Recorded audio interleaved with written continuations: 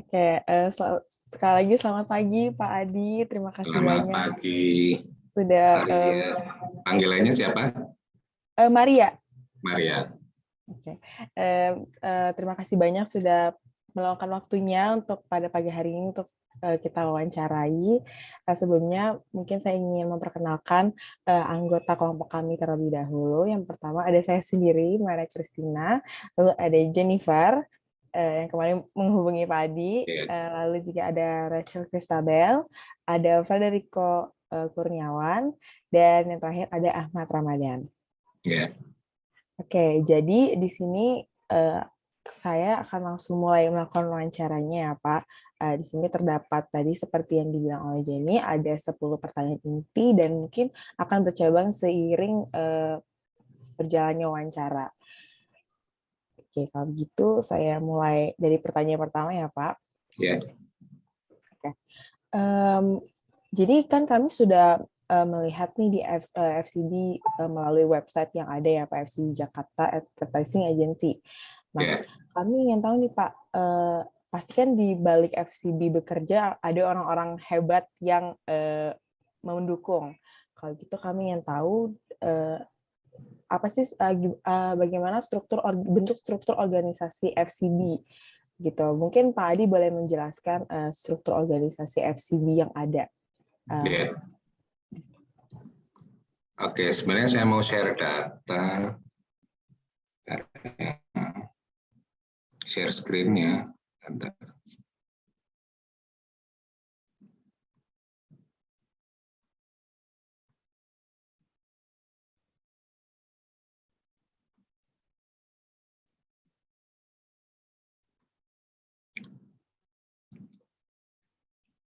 Oke, bisa kelihatan?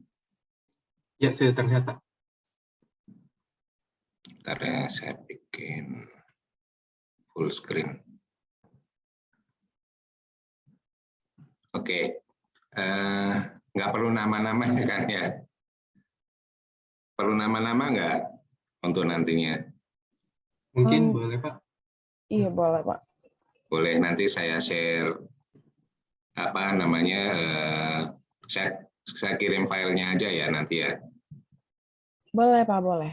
Untuk di file, untuk di archive. Oke, kalau dari struktur agensi itu kita sih tidak berbeda dengan agensi yang lain. Yang paling tinggi itu kita ada CEO. Nah, CEO-nya ini tidak apa istilahnya itu tidak duduk di Jakarta, tetapi dia di Singapura. Ya, karena FCB ini kan bagian dari apa istilahnya itu Interpublic Group, di mana Interpublic Group itu ada McCann, ada FCB, sama kalau di Indonesia kalian tahu nggak Loe atau Lowe? Pernah dengar sih. Ya, jadi di Indonesia itu ada 3 agensi yang sebenarnya sister company masing-masing itu di bawah Interpublic Group. Interpublic Group ini salah satu apa namanya grup advertising agency yang terbesar di dunia bersama dengan WPP, Ogilvy dan seterusnya itu masuk. Nah, kita di Indonesia ada 3. Nah, CEO kita ada di Singapura. Nah, yang di bawahnya itu semua ada di Jakarta, dari managing director yang biasa di apa ya istilahnya itu dipakai istilah juga general manager, sebenarnya sama aja sih mereka kerjanya. Jadi ini managing director sama general manager ini satu orang maksudnya. Nah, di bawah mereka ini dibantu oleh 5 orang kunci di perusahaan. Ada client service director, yaitu kebetulan saya. Nanti dalam fungsinya, meskipun saya client service director, dalam fungsinya itu nanti jadi senior account director grupnya, ada grup. Kemudian selevel dengan saya itu nanti ada strategic planning director, kemudian untuk yang di kreatif itu nanti ada Executive Creative Director. Nah, kita ini 3 ini pilar yang kunci untuk sebuah perusahaan ya. Meskipun tidak menafikan Finance Director dan timnya pasti penting juga, tetapi yang selalu berhubungan dengan klien ini 3 ini, client service, strategic planning, dan kreatif. Itu yang selalu berhubungan dengan klien, selalu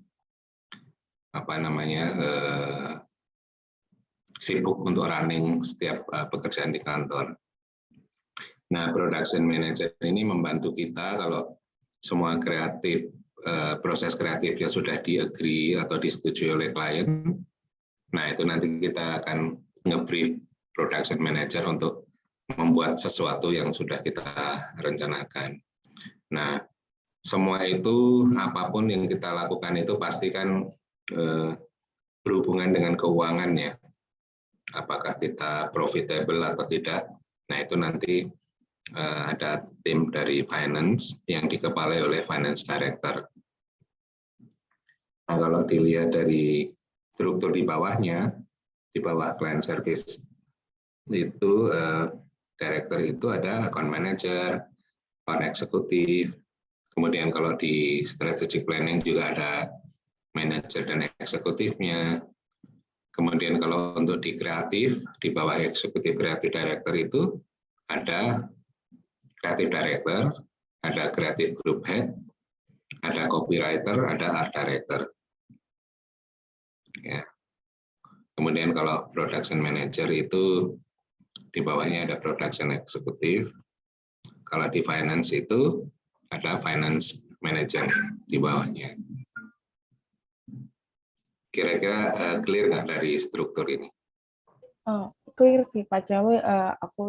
Kami jadi lebih tahu ya ternyata di sini ada beberapa badan-badan yang menjadi kunci. Kalau gitu saya boleh tanya nggak sih Pak, kalau kan tadi Pak Adi bilang dari client service sampai executive creative director ya, itu kayak kunci yang memegang ini karena mereka yang lebih langsung terjun untuk berkomunikasi dengan si klien. Kalau boleh tahu nih Pak, apa sih tugas spesifiknya kalau misal dari client service itu apa, bagian untuk mengerjakan apa, strategic planning itu biasanya mengerjakan apa, eksekutif kreatif juga mengerjakan apa, gitu. Boleh dijelaskan? Boleh. Sebenarnya secara umum sih saya udah bikin gini ya. Ini secara umum kalau kita lihat dari masing-masing departemen. Nah, dari client service itu apa sih fungsinya? Yang pasti dia responsibel terhadap pekerjaan sehari-hari, bagaimana tim ini memanage aktivitas sehari-hari, memanage percakapan dengan klien, atau bagaimana menghubungkan tim yang ada di agensi ini dengan klien.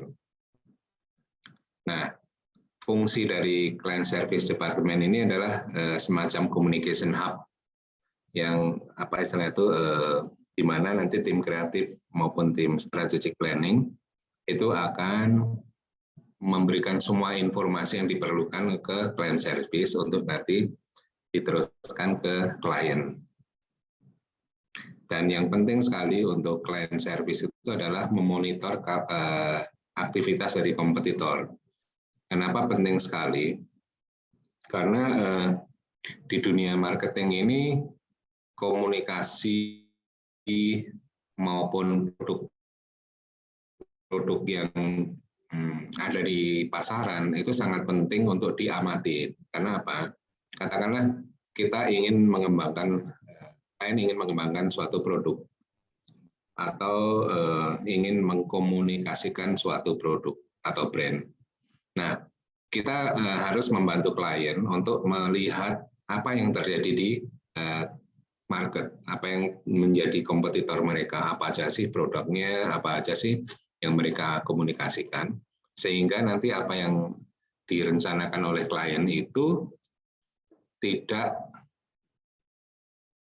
mirip atau tidak sama dengan apa yang dilakukan kompetitor. Karena kan penting sekali untuk kita selalu tampil beda ya dibanding dengan kompetitor, sehingga konsumen juga tahu oh bedanya brand ini dengan brand itu ini.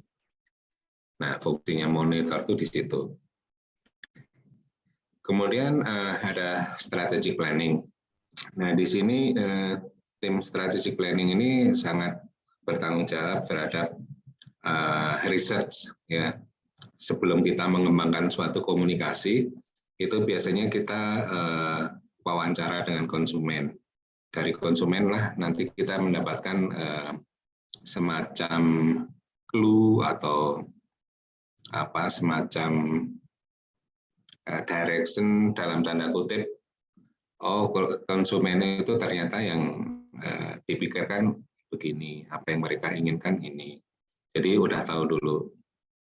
Kemudian dari situ dia akan mengambil semacam strategic direction, di mana berdasarkan insight ini kita harus mengarah kemana.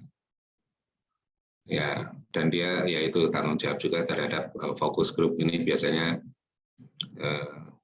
masuk dalam riset juga. Kemudian dia harus memastikan bahwa apa yang kita iklankan itu sesuai dengan target dan relevan dengan brand. Jadi dia harus make sure itu. Jadi semua yang dilakukan oleh tim kreatif itu pasti di bawah arahan dari strategic planning. Nanti di flow-nya saya perlihatkan ya. Nah, kemudian untuk kreatif. Nah, fungsi kreatifnya apa nih? Fungsi mereka itu yang pasti ya namanya juga kreatif ya. Mereka harus membuat ide-ide kreatif untuk mengkomunikasikan brand.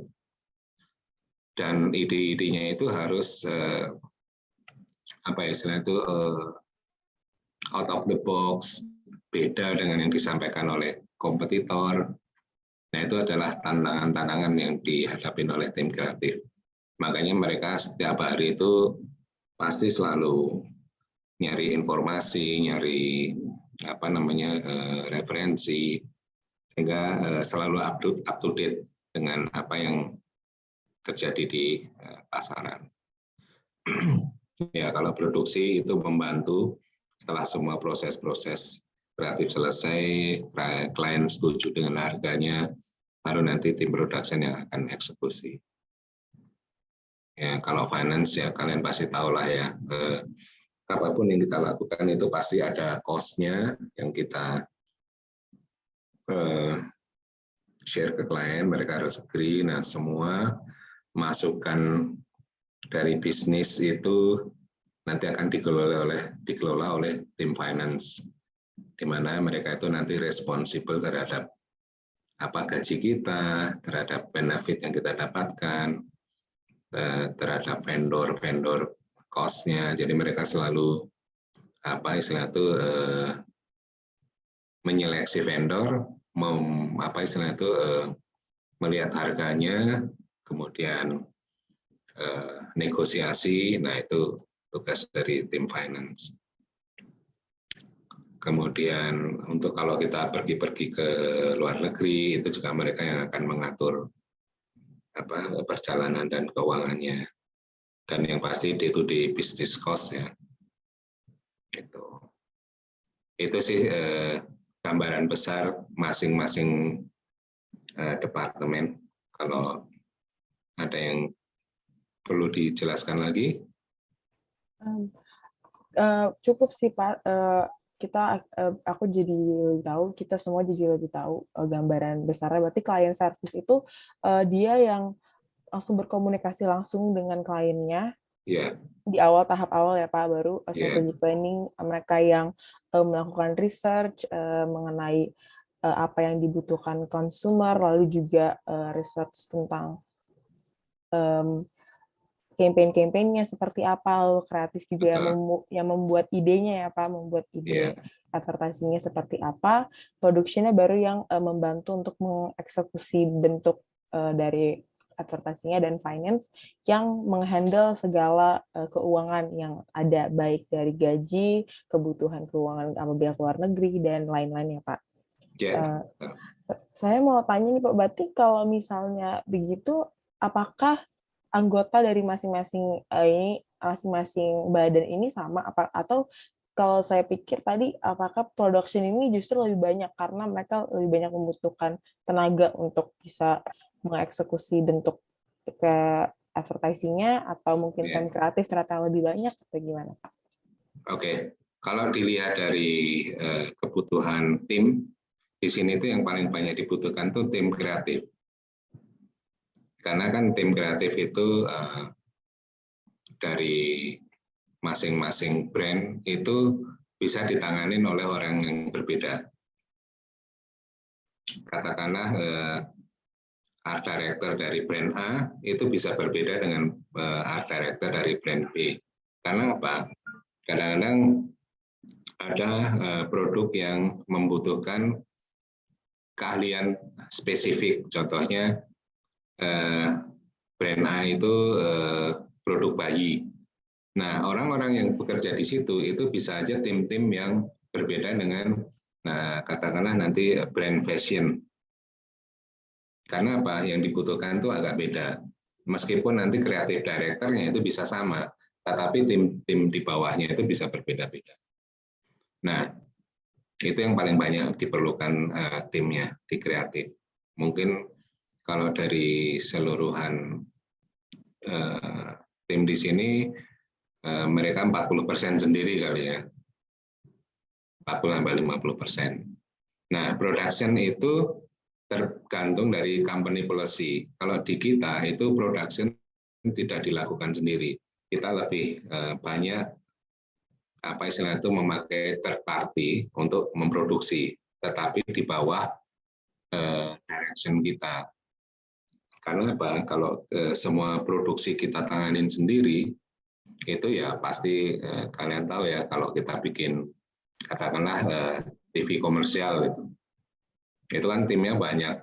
Nah, kita hire production house, tidak perlu bikin sendiri. Jadi di sini timnya sangat teramping. Yang penting bisa memanage third party ini, sehingga kita juga bisa istilah itu mendapatkan harga yang sangat kompetitif kalau kita mempunyai pilihan production house yang banyak dan mereka tidak perlu kerja di kantor, mereka kita hire aja.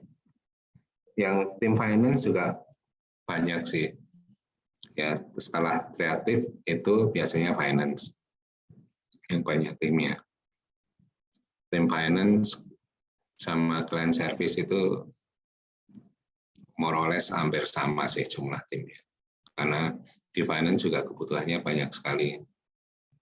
Ada yang khusus untuk accounting, ada khusus untuk payment, ada yang khusus untuk perpajakan, gitu-gitu ya. Oke, berarti oke, Pak. Terima kasih ya Pak Adi. Berarti tadi itu ya justru kalau untuk bagian production lebih memilih untuk hire production house aja ya, biar fleksibel aja ya. Betul, betul. Aku lanjut ke pertanyaan kedua ya Pak. Jadi kami kan tadi seperti yang saya bilang, kami sudah melihat di website FCB Advertising Jakarta bahwa FCB pasti sudah menangani beberapa klien-klien dari brand yang ternama, bahkan ada yang multinasional. Kalau misalnya kami ingin tahu nih Pak, karena kami hanya melihat sekilas, kami ingin mendengar langsung nih dari Pak Adi, kira-kira FCB Jakarta ini sudah pernah bekerja sama dengan brand atau perusahaan apa ya Pak? Mungkin boleh disebutkan beberapa saja, dan saya juga ingin tahu nih gimana sih proses caranya FCB untuk mendapatkan klien-klien tersebut, gitu. Oke. Saat ini yang kita tanganin itu ada apa namanya Unsa, Wipro Unsa. Nah, ini sebenarnya lebih fokus ke produk-produk parfum. Ini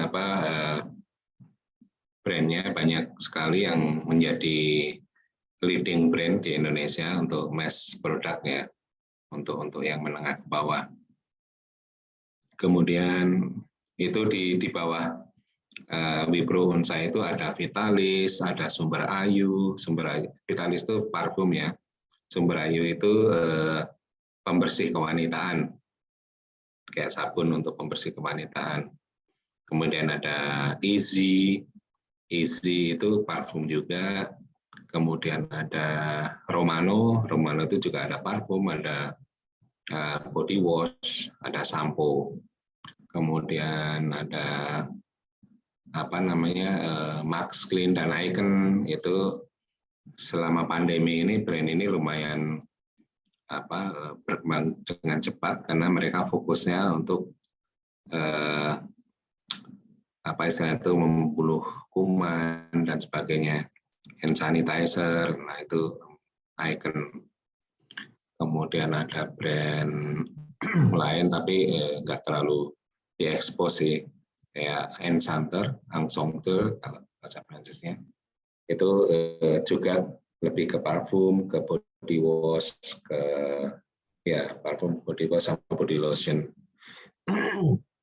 Kita juga ada brand lain kayak Levi's, pasti kalian juga tahu ya Levi's, merek baju. Pada tahu nggak Levi's?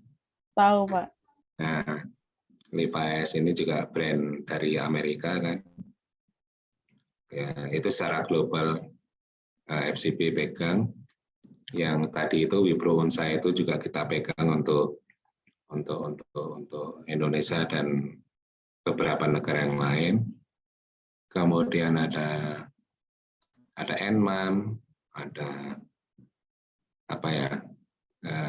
brand-brand lain yang kebetulan tidak saya handle. Jadi itu ada tim sendiri tuh, tim client service-nya, tim kreatifnya, itu beda banget. Kadang-kadang saya nggak tahu brand apa aja yang ada di kantor, karena saya nggak ikut ke mereka. Gitu. Berarti beda tim client service, beda brand ya Pak yang dihandle. Jadi nggak semua biasanya satu tim, semua brand dihandle. Oke. Kalau gitu. Karena supaya supaya timnya juga fokus, karena kalau satu tim handle terlalu banyak brand itu nanti akan tidak maksimal hasilnya. Oke, kalau begitu saya mau tahu nih Pak, kan tadi udah sebut tuh yang Levi's tuh keren banget, itu kan brand terkenal banget ya Pak, bahkan karena dari luar juga.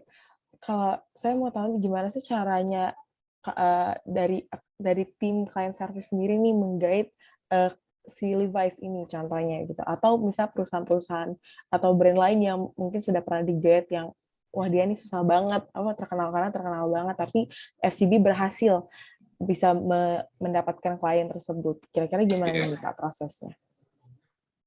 Oke, ada dua tipe klien.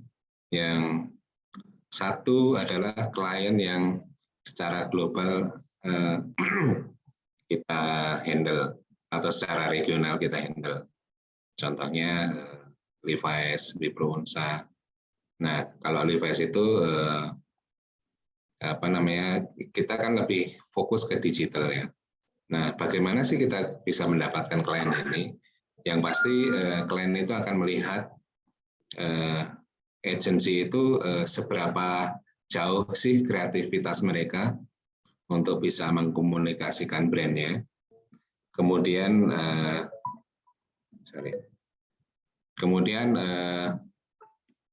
sejauh mana sih mereka tahu market tentang fashion untuk Levi's ya. Kemudian penting juga seberapa jauh sih pengetahuan mereka bagaimana brand ini bisa tumbuh di Indonesia. Nah, tiga area ini kita harus benar-benar perkuat untuk membuat klien itu percaya bahwa FCB ini capable untuk handle brand saya. Dan mereka merasa yakin, merasa secure kalau brand ini dihandle oleh FCB. Itu sih. Berarti nama FCB udah bagus banget nih ya Pak, bahkan sampai ke Levi's pun bisa terdengar. Karena berarti kalau saya simpulin, berarti Levi's ya justru yang approach FCB untuk mencari tahu apakah FCB ini bisa bekerja sama dengan mereka. Iya. Ya itu begitu sih. Tidak hanya Levi's saja sih. Semua brand sebenarnya begitu prosesnya. Jadi mereka melihat area-area itu, mereka yakin nggak. Biasanya kreatif itu nomor satu, tapi kreatif itu kan nanti pasti ditunjang oleh tim-tim client service maupun strategic planning ya, karena nanti saya lihatin output kenapa kreatif itu penting, ada prosesnya sih. Oke. Baik, kalau gitu terima kasih atas jawabannya ya Pak Adi mengenai klien ini. Aku lanjut ke pertanyaan selanjutnya ya Pak. Jadi kalau misalnya kita dengar nih advertising agency-nya lebih santai begitu lah budaya kerjanya ketimbang kayak korporat perusahaan yang lainnya. Nah, kami mau tahu nih kalau dari FCB sendiri gimana sih? Tadi mungkin Pak Adi udah menjelaskan ya proses bekerjanya FCB karena ada dari client service, penuntutan sampai kreatif dan production. Mungkin Pak Adi mau menjelaskan lagi proses bekerjanya, terutama di budaya kerjanya sendiri di FCB itu seperti apa sih Pak? Gitu. Nah, budaya kerja di advertising agency pada umumnya ini, tidak hanya FCB aja, itu lebih fleksibel. Karena apa? Kita tidak terikat dengan apa istilah itu jam kerja. Contohnya gini, kalau di perbankan mungkin kita harus kerja mulai jam 9 pagi, kemudian jam 5 sore sudah pulang. Nah, kalau di creative agency atau advertising agency itu lebih fleksibel. Dalam arti gini, kenapa fleksibel? Karena kebutuhan komunikasi ini kan bisa dibilang 24/7 ya, garis miring 7. Kita harus selalu standby, kita harus selalu aware apa yang terjadi di di market. Nah, otomatis kebutuhan klien itu juga bisa cepat sekali. Contohnya gini, kita membuat sebuah campaign itu memerlukan proses kerja yang panjang. Nah, itu kerjanya itu bisa dari pagi sampai malam, kadang-kadang lembur lagi, pagi udah mulai lagi. Jadi sangat fleksibel jam kerjanya. Bahkan di rumah pun kadang-kadang kita juga harus kerja. Itu kalau untuk dari sisi fleksibilitas kerjanya. Kemudian kalau dari sisi budaya di agensi itu sangat egaliter. Jadi di sini apapun yang kita lakukan itu tidak berpengaruh terhadap tim yang ada di dalamnya. Jadi kita bebas berekspresi dari sisi pakaian, dari sisi cara berpikir itu semua dibebaskan. Jadi kebebasan itu sangat penting di sebuah agensi. Karena apa?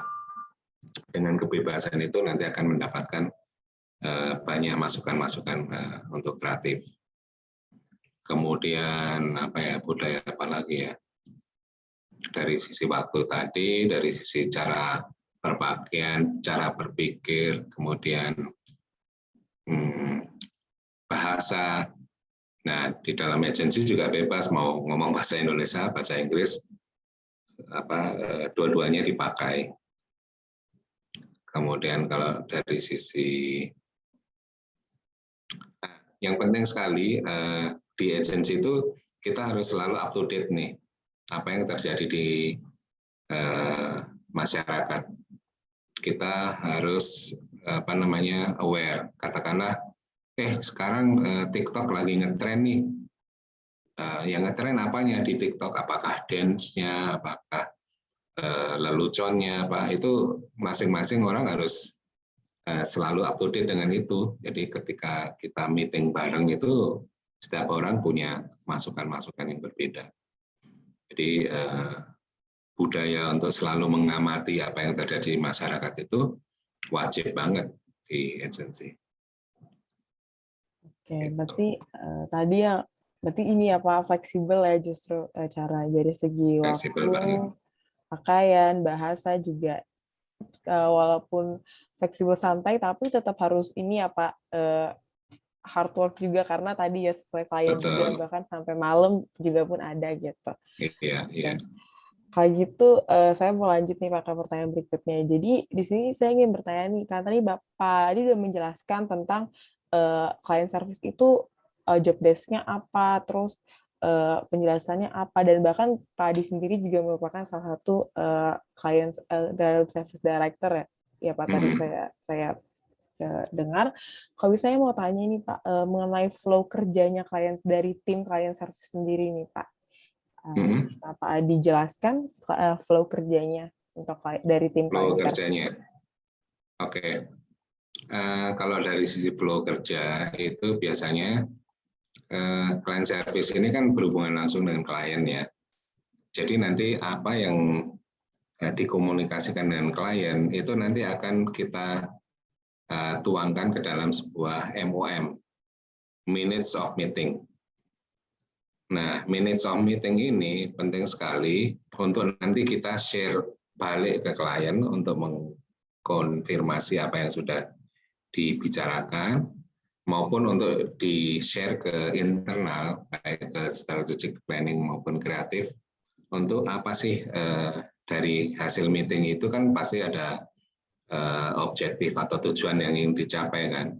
Nah, si client service ini setelah setelah meeting dengan klien dengan sudah mempersiapkan minutes of meeting untuk dikonfirmasi ulang, itu berarti secara tertulis ya, kita kirim ke klien, mereka baca ulang, apakah mereka ada masukan atau tidak, itu nanti dikonfirmasi ke klien, oke, hasil catatan hasil meeting tadi udah oke.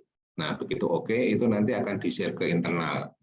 Nanti client service akan membuat meeting, akan mengatur jadwal meeting ke internal untuk membicarakan apa yang tadi didiskusikan dengan klien. Nah, dari situlah nanti client service akan memfollow up kerjaan-kerjaan apa aja yang harus dilakukan, ke strategic planning-nya apa, ke tim kreatifnya apa, atau ke produksinya apa, bahkan ke finance-nya apa. Itu sih, itu gambaran sehari-hari kerjaan client service itu kayak begitu. Oke, Pak. Yeah. Oke, kalau gitu aku lanjut ke pertanyaan berikutnya, Pak. Nah, tadi kan udah ada client service nih, terus ada juga tim strategic planning. Nah, kita mau tahu nih Pak, dari strategic planning department sendiri, itu bagaimana cara flow kerjanya? Karena kan kita udah tahu nih, kalau dia yang melakukan riset pemasaran, riset komunikasi, serta riset untuk perilaku konsumennya. Kalau boleh tahu gimana sih Pak flow kerja dari strategic planning itu sendiri? Oke, kalau flow kerjanya itu, nah dari client service tadi kan dia mendapatkan minutes of meeting. Nah, minutes of meeting itu bisa aja hanya pekerjaan yang ringan, yang tidak memerlukan strategic planning. Tapi bisa juga dari hasil meeting itu ternyata ada brief klien untuk membuat campaign. Nah, berdasarkan minutes of meeting plus brief dari klien itulah nanti strategic planning mulai bekerja. Oke, klien ini ingin melakukan campaign.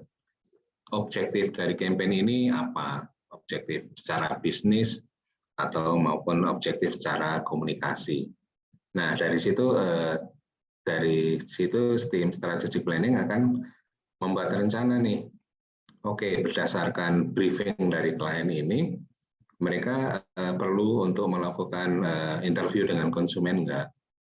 Nah, mereka ngatur tuh semua kerjaannya. Oke, berarti dari sini tim strategic planning akan mengatur untuk membuat interview dengan konsumen, mereka research ke market, mereka motret ke ke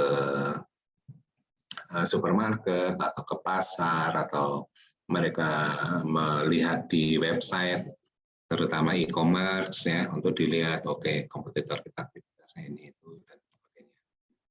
Nah, dari situ nanti tim strategic planning akan membuat semacam presentasi secara internal untuk dipresentasikan ke client service maupun ke kreatif. Oke, berdasarkan pengamatan tim strategic planning, itu kita mendapatkan direction untuk komunikasi itu begini. Nah, dari situlah nanti baru tim kreatif bekerja. Jadi strategic planning selalu memulai dari apa yang didapatkan dari klien, briefnya itu berupa apa, mereka bekerja berdasarkan brief itu.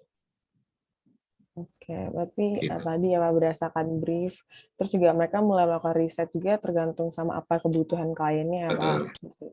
Iya. Oke. Kalau gitu saya ingin lanjut ke pertanyaan berikutnya nih Pak.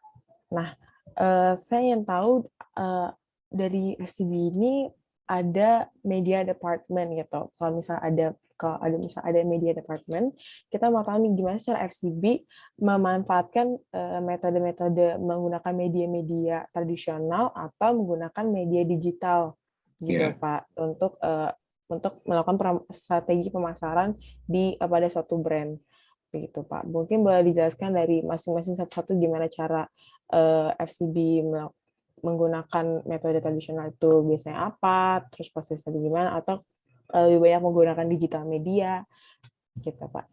Oke.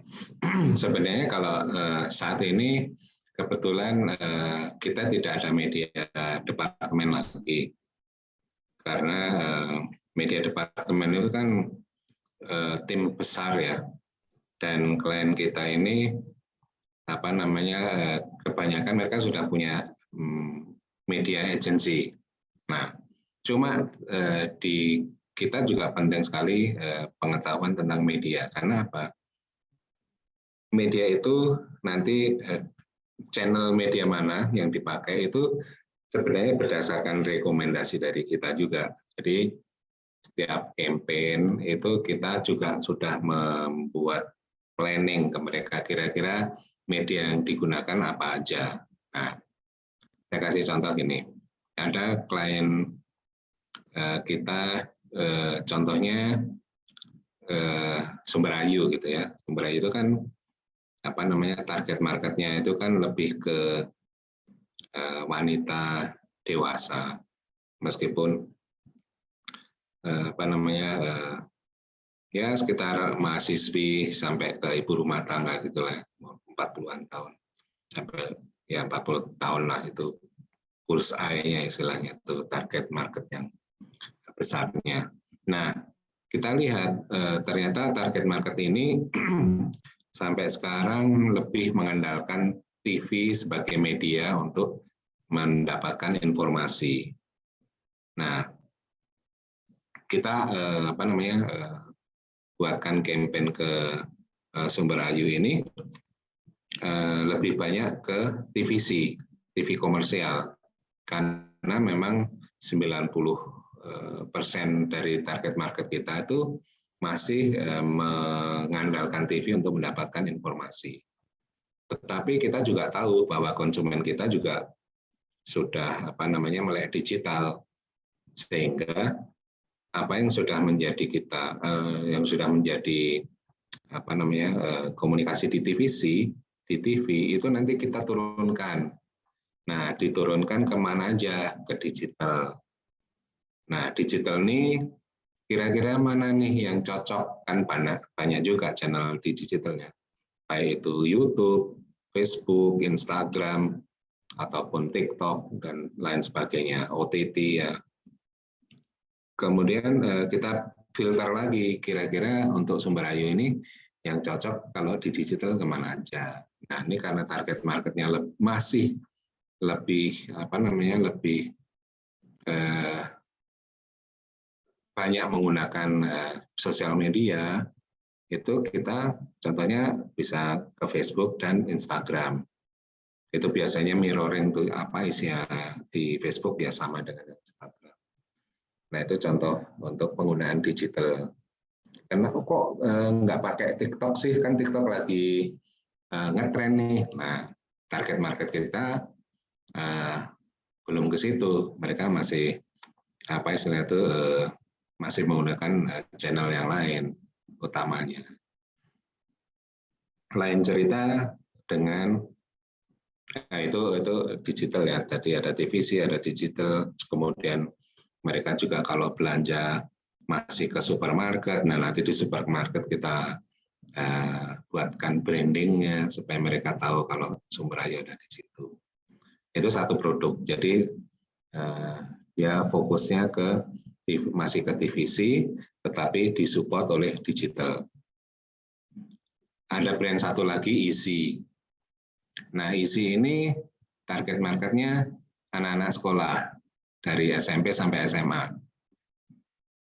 Anak-anak ini sudah tidak nonton TV lagi. Mereka lebih mengandalkan mengandalkan digital, mengandalkan gadget untuk komunikasi. Sehingga fokusnya tidak ke TVC lagi, tapi lebih ke video digital contohnya. Jadi kita nanti bikin video untuk YouTube, kemudian di-share di Instagram, kemudian ada aktivitas TikTok, ya, dance challenge, kayak gitu-gitu kan. Untuk teenager itu sekarang lagi ngetrend. Jadi setiap brand itu pasti mempunyai karakter berbeda dalam penggunaan media atau channel. Oke, berarti kalau saya simpulin ya Pak, tadi kayak Sari Ayu itu dia memang fokusnya, Sumber Ayu, maaf, Sumber Ayu, dia sebenarnya pakai media tradisional seperti TV ya Pak, tapi tetap ada di support dengan media digital. Jadi maksudnya juga seperti media mix gitu antara tradisional dengan digital. Sementara kalau pakai metode digital media sendiri ada yang tadi Easy ya Pak. Easy. Easy ya, brand Easy. Mereka yang justru full menggunakan digital media karena strategi target pasarnya juga anak muda, jadi tergantung target pasar ya Pak. Betul. Okay. Ada satu brand lagi yang in between, itu Vitalis. Vitalis ini penggunaan di TVC sama digital itu hampir seimbang. Kalau Sumber Ayu tadi lebih heavy ke ETL, lebih ke TV, kemudian kalau si Easy lebih ke digital, nah kalau si Vitalis ini ya setengah-setengah. Karena ya itu tergantung target marketnya ya. Target market Vitalis itu lebih progresif, wanita lebih progresif, kemudian aktif, dan mereka menggunakan media digital juga untuk berkomunikasi. Itu sangat kuat di situ, sehingga dua media itu yang kita gunakan secara bersamaan dalam porsi yang hampir sama. Oke, kalau gitu terima kasih banyak ya Pak Adi untuk jawabannya. Mungkin boleh dilanjut oleh Frederico. Oke, baik. Terima kasih banyak Maria untuk waktu dan tempatnya. Selamat siang Pak Adi. Saya akan melanjutkan untuk interview pagi hari ini ya Pak. Ya. Bapak sudah menjelaskan banyak banget nih insight-insight tentang FCB dan juga beberapa departemen tertentu ya yang mendukung FCB dalam bidang-bidang advertising ini. Nah, tapi saya ingin tertuju terhadap satu departemen nih Pak, yang saya pribadi cukup tertarik untuk masuk ke departemen ini ketika saya lulus kuliah nanti, yaitu adalah kreatif departemen. Wow. Nah, saya ingin bertanya nih Pak, gimana sih proses brainstorming dan juga idea presentation yang kerap dilakukan di dalam departemen tersebut, Pak? Oke. Nah, kreatif departemen ini departemen yang paling hidup. Dalam arti apa? Ini sangat happening banget. Karena di sini proses brainstorming-nya itu yang paling seru. Karena apa? Masing-masing. Nah, penting sekali untuk tim kreatif itu adalah pengetahuan mereka dalam arti yang pasti kalau kreatif tergantung ya apakah apakah dia copywriter, apakah dia art director atau creative director, itu kan masing-masing perlu keahlian tersendiri ya, yang pintar nulis, bisa mengekspresikan melalui tulisan, itu copywriter. Dia akan membuat tulisan-tulisan atau kopi yang istilahnya itu sangat catchy, sangat apa ya, bisa membuat orang wow, keren juga nih apa namanya slogan yang dibuatnya. Itu kalau copywriter-nya. Kalau art director, bagaimana sih cara memvisualisasikan komunikasi ini dengan baik? Apakah ide-idenya dibuat yang lucu, cara mengekspresinya, atau harus elegan, harus glamor. Nah, tim kreatif ini di situ akan apa istilah itu akan berdiskusi. Kira-kira yang terbaik untuk brand ini, cara berkomunikasinya gimana? Apakah kita bikin ini yuk video digital yang bisa membuat viral. Nah itu nanti tim kreatif akan brainstorm. Nah brainstorm tim kreatif ini sangat bebas, bisa dilakukan di dalam kantor, bisa di luar, sambil sambil ngopi. Di kantor sendiri juga disediakan ruang untuk diskusi untuk tim kreatif. Itu bantal-bantal yang orang-orang pada duduk di bawah sambil tiduran, sambil pegang laptop, ngobrol di situ. Seru banget untuk tim kreatif sih. Karena lebih casual istilahnya. Oke, baik. Wah, luar biasa nih Pak Insider Pak. Seperti yang udah Bapak singgung tadi, kreatif itu sebagai departemen yang sangat hidup ya Pak. Yang Iya, kita tahu pada saat ini didominasi banget sama anak-anak muda yang ekspresif dan ya dalam tanda kutip kreatif gitu dalam bidang advertising dan semacamnya. Iya, dan kalau saya rasakan ya, saya kan di sini udah senior ya. Anak-anak muda zaman sekarang tuh kreatif saya akuin, out of the box, tanpa beban gitu. Jadi ide-idenya itu keren-keren kalau saya lihat ya.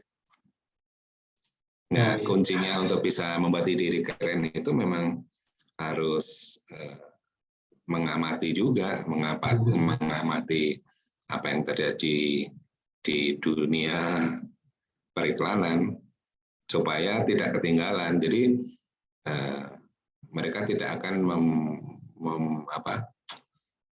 memberikan ide yang sudah ketinggalan zaman. Itu pasti langsung bukan dibully dan tanda kutip ya. Ini mah ide kuno, ini udah dilakukan oleh brand ini, brand itu. Kita harus membuat sesuatu yang baru.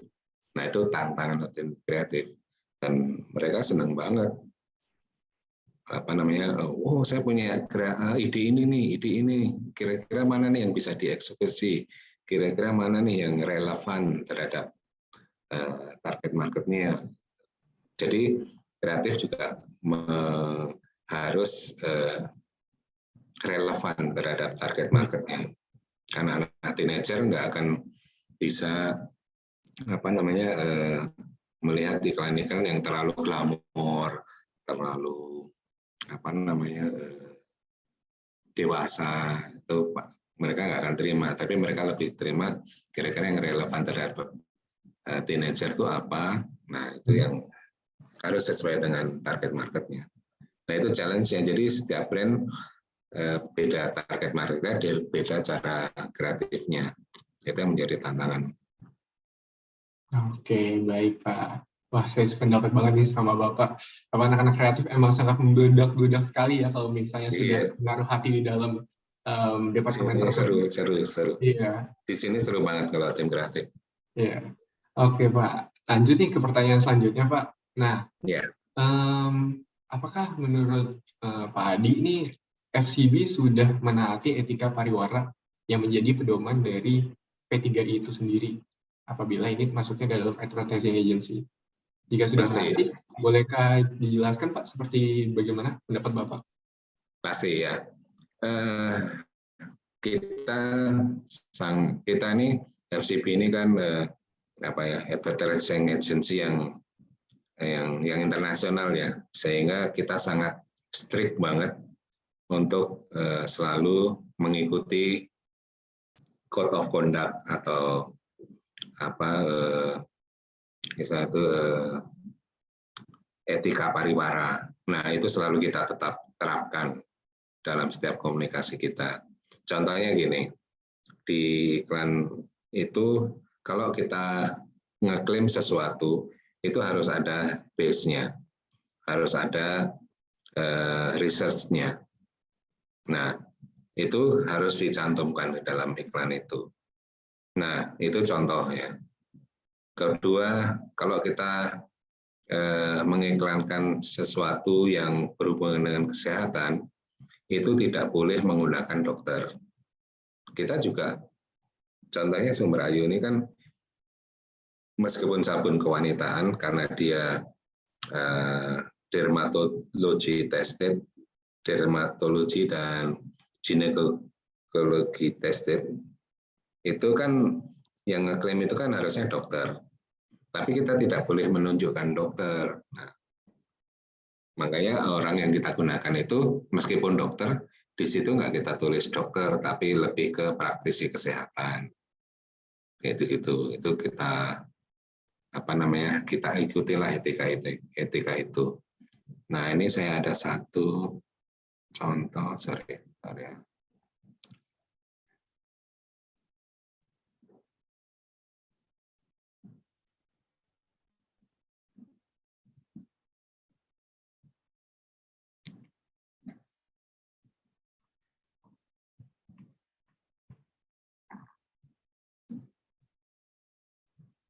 Oke, saya mau share satu iklan.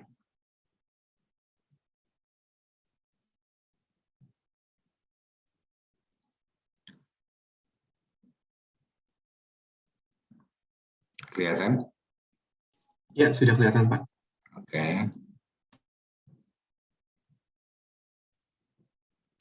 Ini salah satu contoh iklan yang kita buat untuk Vitalis Moisturizing Body Wash. Nah, di sini ini kan kita ada klaim bahwa Vitalis itu nomor 1 di Indonesia. Nah, kok kita bisa ngeklaim itu? Dasarnya dari mana? Nah, itu ada hasil research yang kita dapatkan bahwa Vitalis memang nomor 1 di industri parfumnya. Nah, ini aku putar aja dulu, nanti kalian lihat. Terus saya terangkan lagi.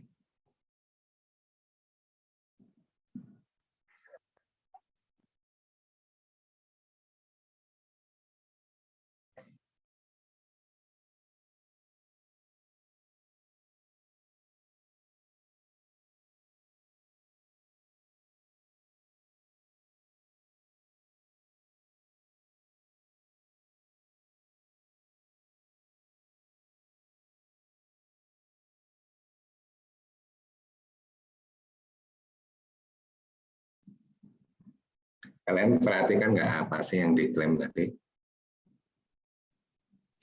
Dari penglihatan saya, Vitalis ini ingin menonjolkan sisi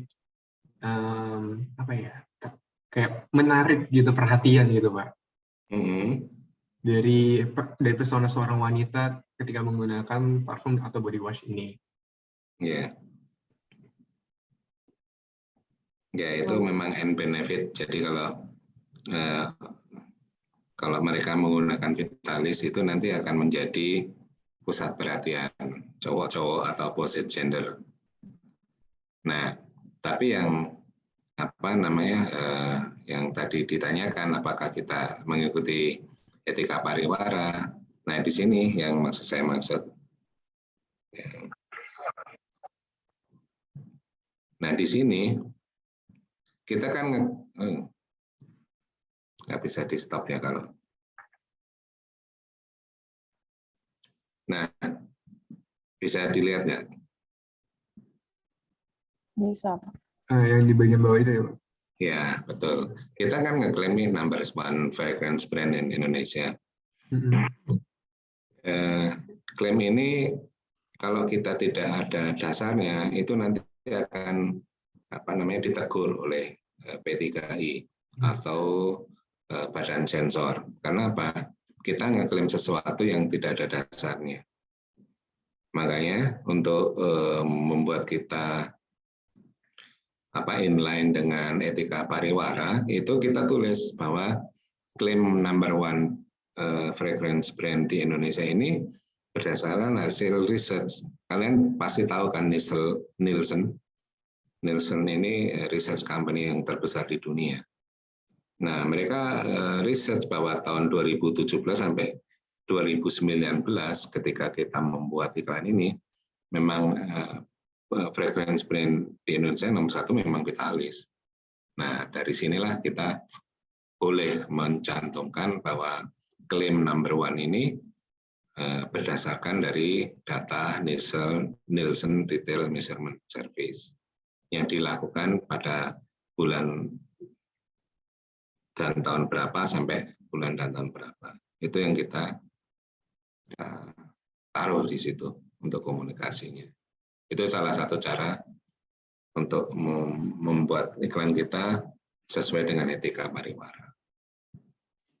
Oke, baik. Bapak juga sudah memberikan buktinya ya dari contoh proyek dan memang merepresentasikan kalau FCB ini sudah menaati Code of Conduct dari P3I.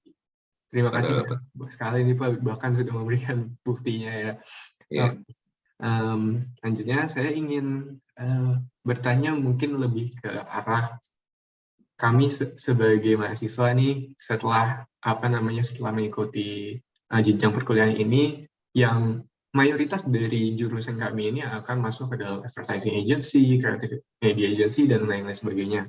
Nah, kami ingin tahu dong pendapat dari Pak Adi nih, dengan kehidupan berkarir di bidang pemasaran ini itu seperti apa sih Pak kira-kira untuk kami seperti mahasiswa fresh grad ini nantinya, gimana Pak? Oke.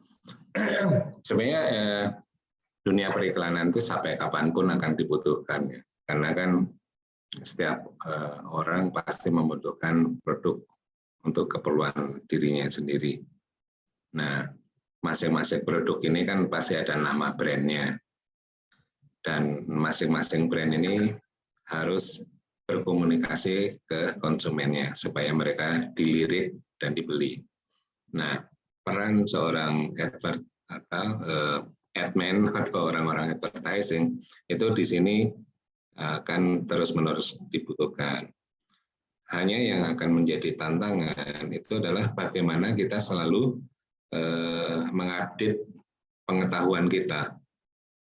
Baik kalau di tim kreatif, bagaimana ide-ide kreatif itu bisa saya tuangkan, bagaimana saya bisa mendapatkan ide-ide yang bagus, itu tantangan yang terus-menerus.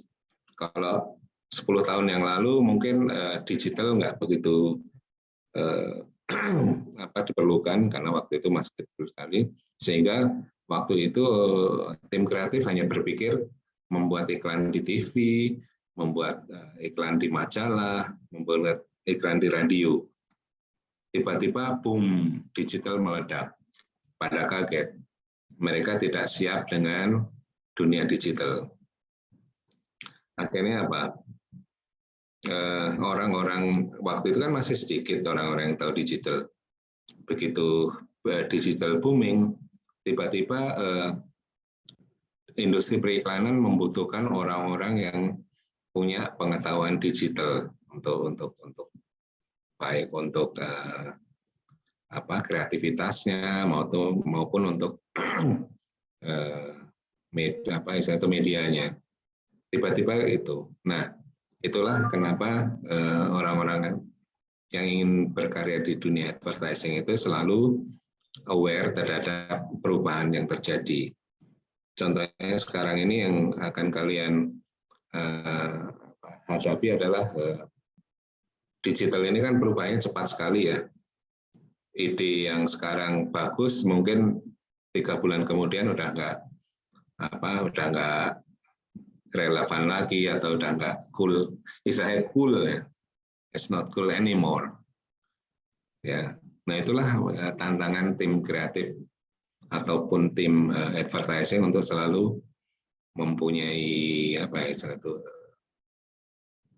untuk selalu update terhadap apa yang terjadi di masyarakat, update terhadap kreativitasnya, karena kreativitas ini kan kadang-kadang nggak bisa kita buat sendiri ya, kadang-kadang kita harus mengamati, di luar negeri iklan-iklannya kayak gini nih, kalau di Indonesia kira-kira bisa diimplementasikannya gimana ya.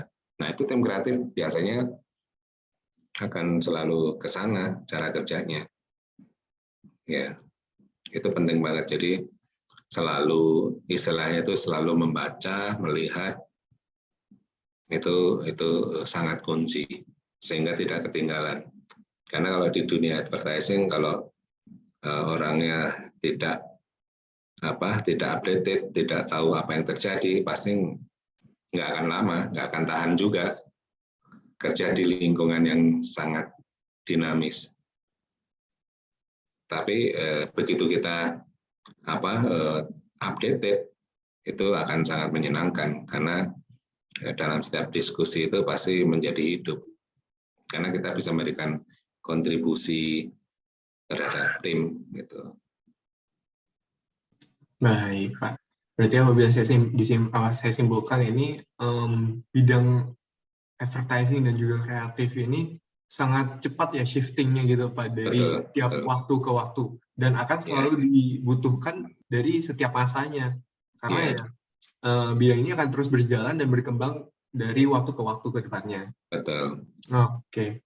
Nah, contohnya saya kasih contoh ya. Instagram itu kan dulu sangat picture minded ya. Iya, betul Pak. Nah, orang sibuk dengan bagaimana bisa membuat gambar yang menarik di Instagram. Ternyata dengan hadirnya TikTok, itu tidak hanya Instagram yang terpengaruh, ternyata Facebook pun juga terpengaruh, sehingga mereka juga sekarang sangat mendorong orang untuk membuat video. Karena apa? Karena TikTok ini 2 tahun yang lalu mungkin belum sehit sekarang. Waktu itu orang belum banyak, 3 tahun yang lalu belum banyak berpikir bahwa nanti TikTok akan meledak. Ternyata sekarang ini TikTok digemari hampir setiap orang, sehingga Instagram sama Facebook pun harus ikut-ikutan. Nah, itu harus kita antisipasi. Baik, sangat dipahami ya Pak. Nah, Pak Hadi ini kan udah sangat senior ya dalam bidang ini Pak.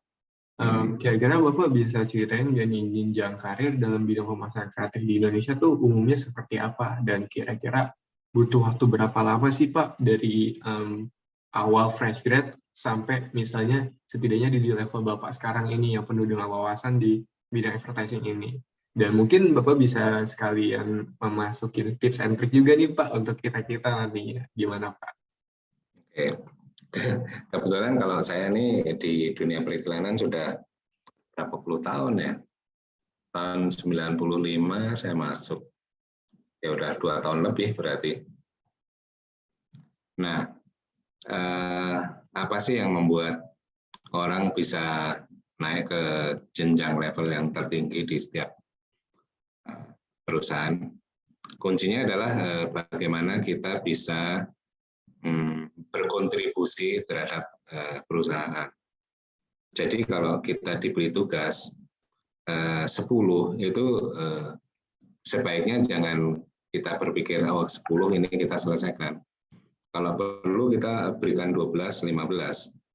Karena dengan itu akan kelihatan orang ini bekerja tidak hanya sesuai dengan targetnya, tapi dia akan berusaha untuk melebihi targetnya. Itu penting banget. Itu berlaku di semua departemen. Di kreatif pun begitu. Contohnya Riko, tolong dibuatkan visual orang lagi menikmati es krim. Nah, Riko tidak hanya memberikan 1-2 alternatif. Riko bisa memberikan 5 alternatif. Ini loh kreativitas saya, ini ide saya, orang menikmati es krim yang sangat menarik untuk divisualisasikan itu kayak gini. Wah, itu nanti atasan Riko itu akan melihat, oh Riko ini orangnya kalau dikasih kerjaan dia tidak puas dengan apa yang diminta, tapi dia akan memberikan lebih. Nah, hal-hal ini akan mempercepat karier sebenarnya di dunia periklanan. Siapa yang banyak mengeluarkan ide, siapa yang yang proaktif dalam setiap meeting, itu akan dilihat sama manajemen, pasti itu. Sebaliknya kalau orang yang pasif, yang ini, waduh, saya nggak punya tim begini ya, diajak berdiskusi, diam aja. Nah itu nanti akan dievaluasi, dia kurang berkontribusi terhadap tim. Itu nanti kalau di perusahaan kan pasti 3 bulan probation, itu dihitung ya, wah nggak lulus ya, nggak lulus probation. Jadi kuncinya di situ, kita harus proaktif, kita harus bekerja melebihi apa yang kita minta. Itu sebenarnya kunci di mana-mana begitu sih. Tapi di dunia periklanan memang kreativitas itu penting juga. Gitu. Baik Bapak, terima kasih banyak Pak Adi. Kami juga sudah semakin memahami banget ini. Jadi ada perasaan juga semakin yakin untuk meniti karir di bidang advertising ini juga nantinya. Dan kita juga sudah sampai di penghujung interview pada siang hari ini ya Pak. Terima kasih banyak banget Pak Adi sudah mau membantu kami menyelesaikan tugas akhir pada mata kuliah Introduction to Marketing Communication Pak. Dengan senang hati. Baik, pada saat ini Bapak sudah dipersilahkan apabila ingin melanjutkan kegiatan Bapak. Semoga hari Bapak bisa menjadi hari yang lebih baik. Terima kasih Pak Adi. Tapi Terima kasih semuanya, sukses ya di kuliahnya. Kita mau dokumentasi dulu Pak sebelumnya. Boleh.